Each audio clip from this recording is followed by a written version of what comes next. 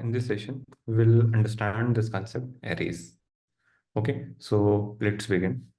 So first, let's go back to the topic variables. Okay, let's revisit this topic variables. So you know that like what are variables? A variable is used to store data. It is used to store data. Okay, and how we used to declare a variable? Suppose if I take an example of integer. So what you will do is you will write int x equal to x equal to 2. Similarly, suppose imagine that like there is an, I want to store 5 more values.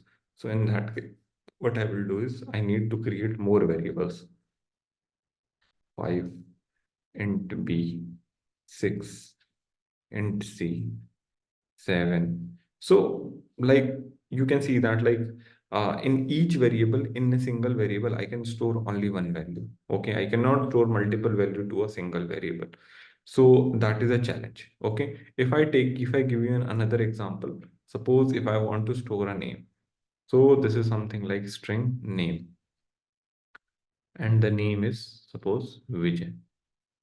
Now, what if here what I'm doing is I'm storing a Vijay into name variable. But what if I want to store multiple values to a single variable, then it is not possible with the like with this variable thing. In that case, what I need to do is I need to create separate variable for that name one. So basically string name one, and suppose if I'm saying Prateek, then I'm saying string name two, Nupul, and so on. Okay. Similarly, string name 3, Yogesh. So you can see that like this is what happening here. Name 1, name 2, name 3. And in this way, what we can do is we can create as many variables what we want. But now suppose imagine that like suppose what if I want to create 100, I want to store 100 names.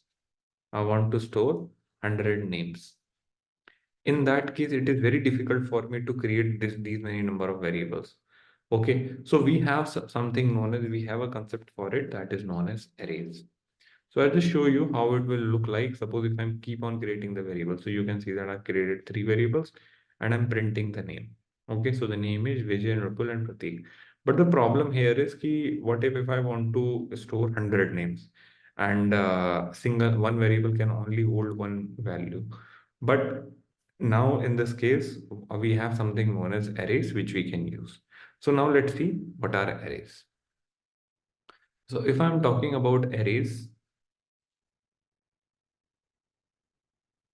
if I'm talking about arrays, so array is a continuous chunk of memory. It is a continuous chunk of memory. Contiguous chunk of memory that can store multiple values. That can store multiple values.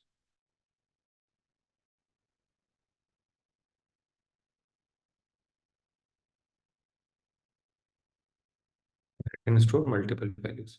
Now, suppose if I want to declare, and so generally the way we used to declare a variable is something like this. But if I want to declare an array, so I need to write this int bracket, and then you need to write array. Okay, so ARR ki jagah, like you can also write X, Y, Z or anything. Then you need to write new int and 5. 5 basically means we're going to store 5 values. Okay, so this is a general way of writing it. So like this is how we used to declare an array. Now I'll just show you, like if I go to the,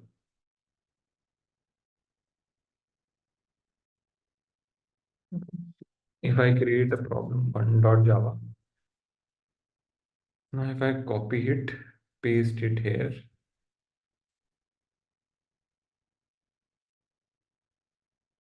and if I just remove this. Now, what if I want to store multiple values to n? Now in that case, what I'll do is int array, okay, new int 5. So this is a general way of declaring an array. This is a general way of declaring an array. And in this one, what we are doing is we are actually we are it is very similar like when we used to say that int, because in this index what we are doing is we are actually declaring, this is something known as declaration, and we are saying that x is our integer variable which can hold an integer value. But here what we are showing that key array is our integer variable which can store 5 values. Okay, so these two are very similar, but it's just that it can hold multiple values. Now we will see this notation later, but for now, like if you want to store something, so this is the way. Okay, suppose I'm saying int array equals to new int, and now what you need to do is you need to brackets, and then you need to open the curly brackets, and in this curly bracket you need to put the number, how many number you want to store. So I'm saying 4, 6, 8. You can put as many number you want. Okay, so you can see that like these many numbers I have put here, and now what will happen? All these numbers will get stored in this array. All these numbers will get stored in this array. Now, the point here is how the values are actually used to get stored in the array. Okay, arrays के अंदर how generally things are like got stored. So you can see that like here I have created this array. Okay, so I'll just tell you, you know that like according to the definition, array is something like a contiguous chunk of memory that can store multiple values. So let's see how the array actually store values. So whenever you are declaring, whenever you are writing that statement int array equal to new int, so what is happening? It is actually allocating some space from the memory. It is taking some space from the memory, and now what it is doing, it is taking this much space from the memory and storing all these values. So what are the values? 4, 6, 8, 1, 2, 3. Now 4, 6, 8, 4, 6, 8, 1, 2, 3. So this is how it actually stored the values. Now remember one thing, when it is storing the value, so if you want to basically access that value, so you already know that like if you have created a variable name one, and if you want to print it, then you will directly write system.out.println name one. But if you want to print any of these numbers, then how will you do it? Okay, because I want to print any particular number. So in that case, what will happen? You can see that like this is how it is actually got stored in the memory. And also there is one more concept, the concept of indexing, the concept of index. So basically the array count starts from zero. Array count starts from 0. So basically what it means is the value, the position where 4 is stored is actually is at 0th position.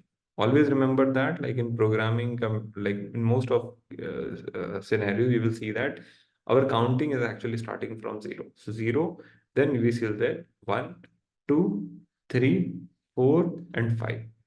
So basically what we are saying that like the value is actually stored at the 0th position. The value is stored at the 1th position. The value is stored at the 2nd position.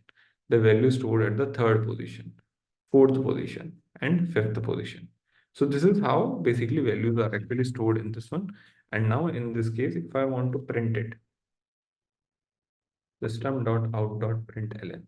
And if you want to print this value, so what you need to do is you know that like your variable name is X. You already know that your variable name is X. So if you want to print any of the value, what you need to do is you need to put brackets, and in the brackets put your index. Suppose you want to print 8. So you need to put the index name. Automatically it will give you the value. Okay. Automatically it will give you the value of it. So suppose if I'm writing array of 0. So let's see what will happen. If I write,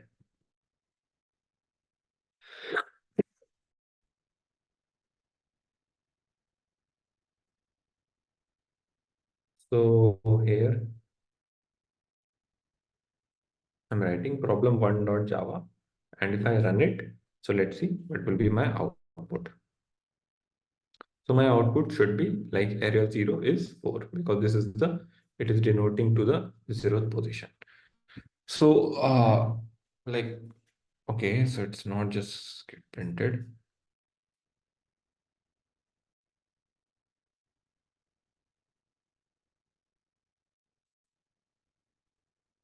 One second.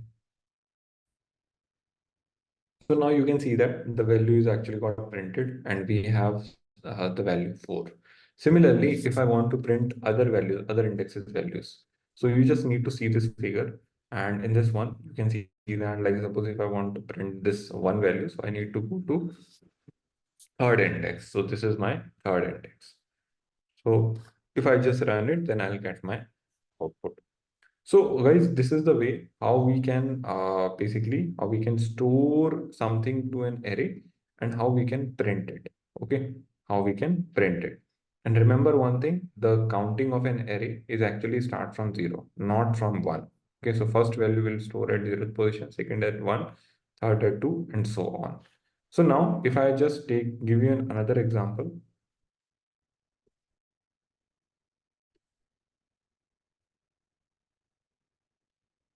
So this is my problem 2. Now, what if I want to store the names? Okay, so in the first example, you already know that I created 3 variables and I was storing it. So what is the another way of doing this? So in that case, what I'll do, I will write a string. This is the data type name. Then I need to open a bracket. Then I'm need to give the variable names. Then I need to write new. Then I need to write this string, brackets, and then curly bracket. And in this curly bracket, I will write all those names. Vijay, the name which I mentioned there. Pratik, Nupul. Okay, so all these names are presented here.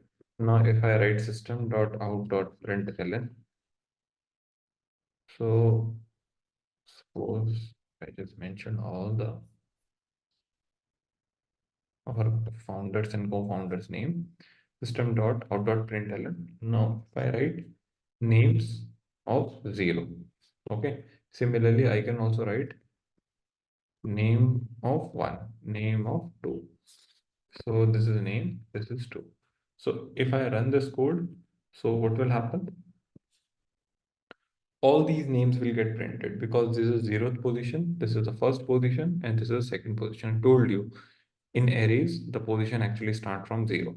And if you want to store it, then you need to do in this way. So this is the way how we can do it. Okay. But now let's come to the another one,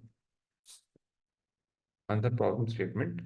Now, what if I want to print if I want the length of an array. So you can see that the length of the array. What is the length of the array? If I tell you, like, what is the length of the array? So length is something, what you need to do is you just need to, uh, like if you have something to, you know that now if you want to measure your height, then what you'll do, you use a scale.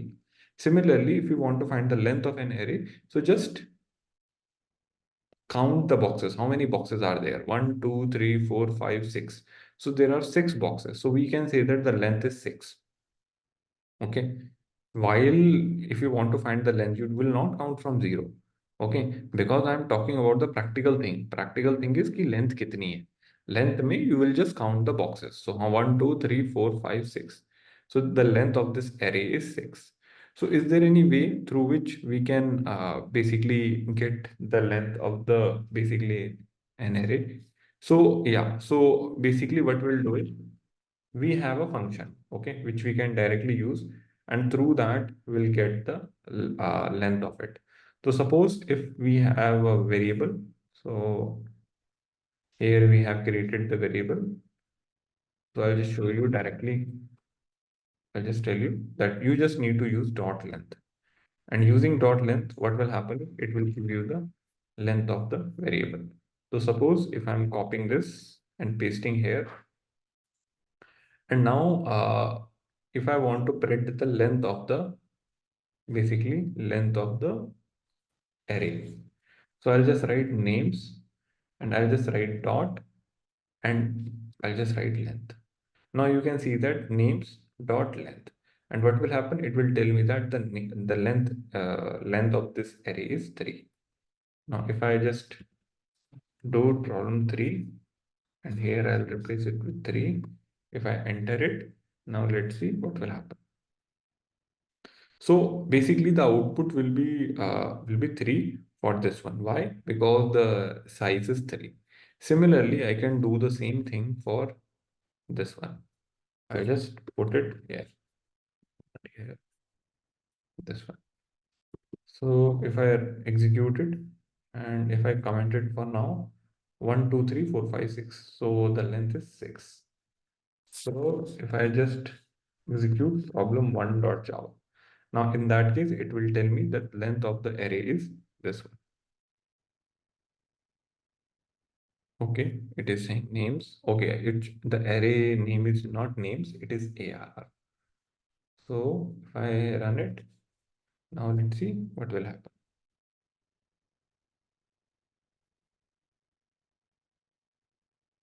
Okay, so now you can see that like here I'm actually getting this 6 as an output. Now let's using this thing, let's drive something. So if I take this example, okay, so you already know that the length of this array is 6. You already know that the length of this array is 6. Now what if I want to print the last element? What if I want to print the last element? So I just want to tell you about something known as generic code. Okay. So if I go to problem4.java, now you know that like suppose if I come to this one and copy this code and paste it here and I'll write problem 4. Now this is there are 6 elements in this one. Now if I ask you, I want to print the last element, then in that case, what you will do? You will just start counting it 0, 1, 2, 3, 4, 5. Now if I just write 5 here, now in this case, it will give me the output. Okay, it will tell me that what is the last element. So it will give me the output of last element, that is 3. Okay, right. Okay, I'm getting the last element is 3. So that is perfectly right. But the problem here is this code is not generic. Why? What if I remove few elements? What if I remove few elements from it? And then I'm asking what you need to do? You need to print the array of 5. Now in that case, what will happen? If I run it, you know that like here the array size is actually starting from 0, 1, 2, 3, but there is no fourth and fifth index. So in that case, there will be an error and the error name is array index out of bound. What it means is you are going out of bound of the array. So you are going out of boundary of an array. So when I'm writing array of 5, why it is giving an error? Because that index doesn't exist here. So 0, 1, 2, 3, but 4 and 5 doesn't exist. But what if I just write 8, 9, 12, 3, 16, and if I want to print the last value, then in that case, what I need to do is, you know that the last value is this 16. But if I'm writing array of 5, let's see what will happen. So you can see that it is giving me 9. And now why it is giving me 9? The problem here is the problem here is 0, 1, 2, 3, 4, 5, 6, 7, 8. Okay, so what I want is I want this value 16, but it is giving me 9. Why? Because this is the fifth value. This is the fifth value. So that's why I was saying ki when you are printing the last by seeing the index, then it is not a generic. Generic matlab it should work for all the cases. Okay, I don't need to change my code. I don't need to change my print statement again and again. So how we can do it? So how we can do it? So let's see. So basically you can see that like let's do some mathematics. So you know that like this is my zeroth index, first, second, third, fourth, fifth. Now in this case, if I want to find the array of last index, then you know that if my length is 6, okay, why my length is coming 6? Because I've counted all the boxes. But you know that like my last index, you already know that my last index, what is my last index here? So last index is my 5. Okay, this is my last index here. So how can I get my last index without just writing directly 5? So can I write length minus 1? Like whatever length we got from previous one. Can I write length minus 1? So this is right. if I'm taking another array, so 0, 6, 8, 9, and here the value is instead of 0. So now if I want to tell you that what is my last index here, in this last index, first I can calculate length. What is the length here? So length is total number of boxes. So there are 4 boxes. And if I write length minus 1, so now you can see that it will directly give me the last index. And I can use this last index and I can directly put in my array this last index and it will give me the last value. Okay, so this is the smart one. So this is the smart answer for this. So what we will do is, so you can see that like if I want the last index, so I'll write int last index, and last index is, what I'll do is I'll write array dot length and minus 1. So whatever the value will come from here, array dot length minus 1. And now instead of printing 5, I'll just write last index inside it. And when I'm writing last index, automatically it will give me the last value. So if I,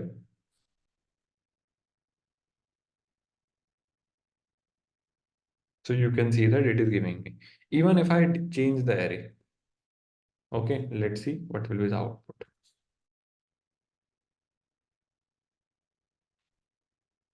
So now you can see that basically it is giving me 9. Okay, and this is not giving an error. So this code we can call it as a generic code. This code we can call it a generic code. Now let's see another thing that is known as updating an array. So what if I want to update an array? So if you want to update in any index array, so you know that like this is the index 0, 1, 2, 3, 4, 5.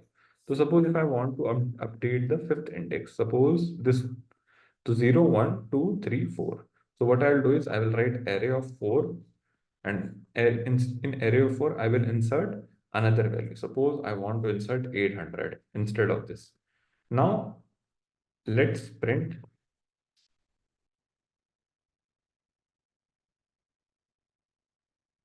array of 4 now.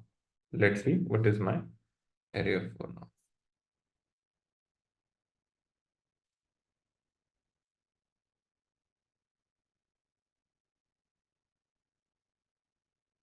So now you can see that it is giving me 800. So now this value has actually changed. So this 8 value has actually changed. So this is 0, 1, 2, 3, 4. Now it is no more 8. So this is how we can update an array. Okay. So now let's come to the next very important topic that is known as looping. Okay. That is known as looping. So like you already know that, like suppose if I want to print all the elements, if I want to print all the elements of this array, then in that case, what I can do is,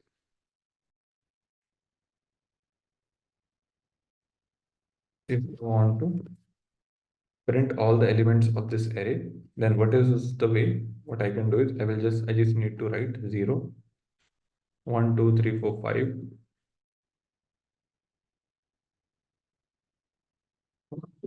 1, 2, 3, 4. 0, 1, 2, 3, 4, 5. So basically I need to send this. Now in that case, what will happen? It will give me the output. So 4, 6, 8, 1, 8, 9. So all these values are actually got printed. But this is not a good way. What if there are suppose 100 elements, 100 values in my array? Then in that case, I need to write like these print statements separately, individually. And writing all these statements 100 times, that is a very tedious task. So in that case, what we will do is we have something, you know, that like to avoid repetition, we have something known as loop. We have something known as loop. And now how we can apply the loop concept? Just imagine that what is the thing which is changing? So array is same, but 0, 1, 2, all these values are actually changing. So in that case, what we will do is we will write array. And now here we cannot write 0, 1, 2. We need to something known as dynamic.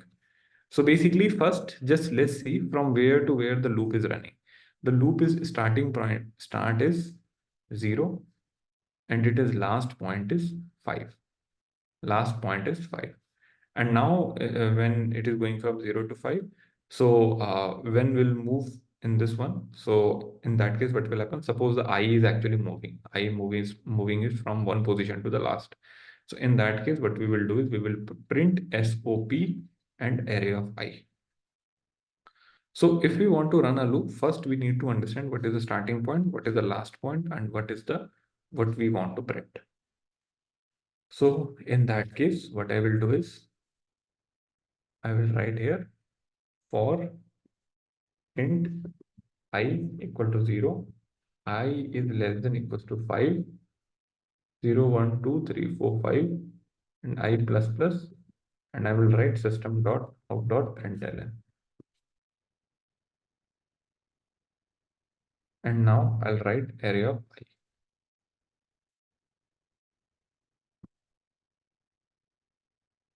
So if I run it, now let's see what will be my output. So you can see that like this I value is continuously changing 4, 6, 1, 8, 9. So if I just show you the dry run, so in the dry run, you already know that like I is 0. Now this I0 will get printed. That is 4, 4. Now I will become 1 and I will become 1. So this will get printed. So in this way, your whole array will get printed. But this code, this is not a generic way. Okay, this is not a generic code. Why? The problem here is that the index value which I have written, this is 5. Suppose in between, if I just add more values, and let's see in that case what will be my output.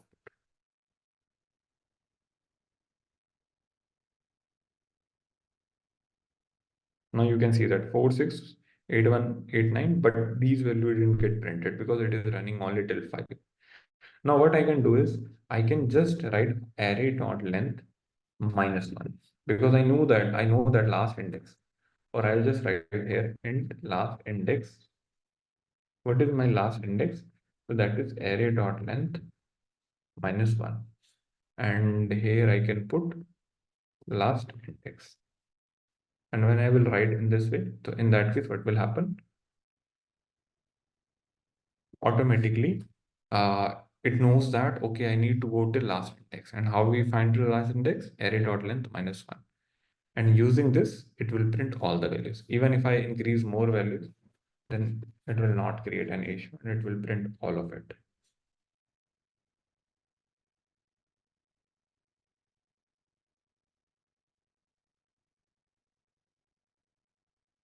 So you can see that 14, 50. All these values get printed. So guys, we have seen in today's session, we have seen arrays, okay, and like how we can basically print all the element of an array, how we can declare an array and all these things. So yeah, that's all for today.